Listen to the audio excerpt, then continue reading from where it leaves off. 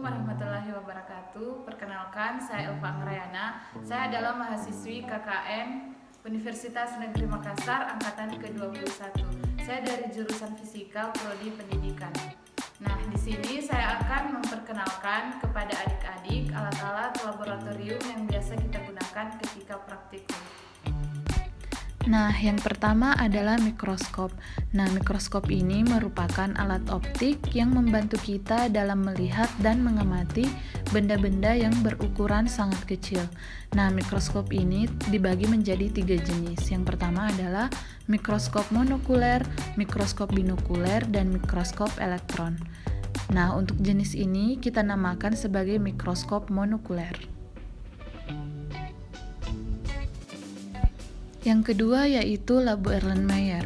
Nah, labu Erlenmeyer ini merupakan jenis labu dalam laboratorium yang digunakan untuk mencampur, mengukur, dan menyimpan cairan.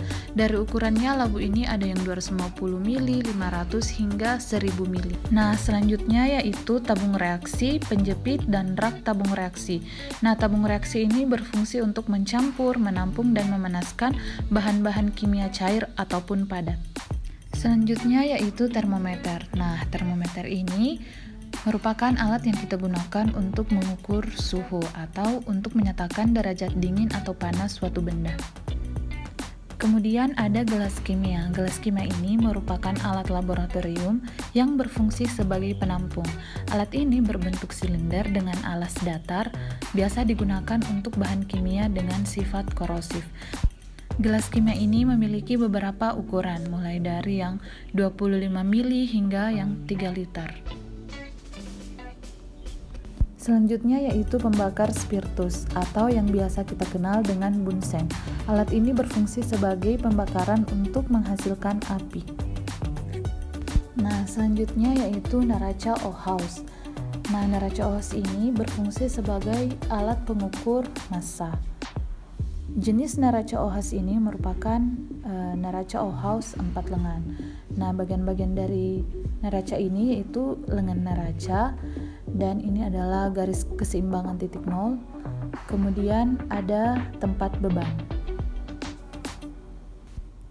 Nah, selanjutnya kita beralih ke basic meter. Basic meter itu merupakan alat ukur besaran listrik yang dapat kita gunakan sebagai alat ukur tegangan listrik atau biasa kita sebut voltmeter, dan kuat arus listrik atau yang kita sebut dengan ammeter.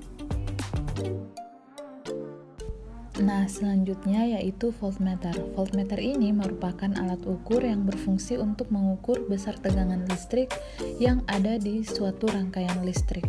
Kemudian selanjutnya adalah ticker timer. Ticker timer ini adalah alat yang kita gunakan untuk mencatat atau mendeteksi kecepatan suatu troli. Biasanya kita gunakan dalam percobaan materi GLB atau GLBB.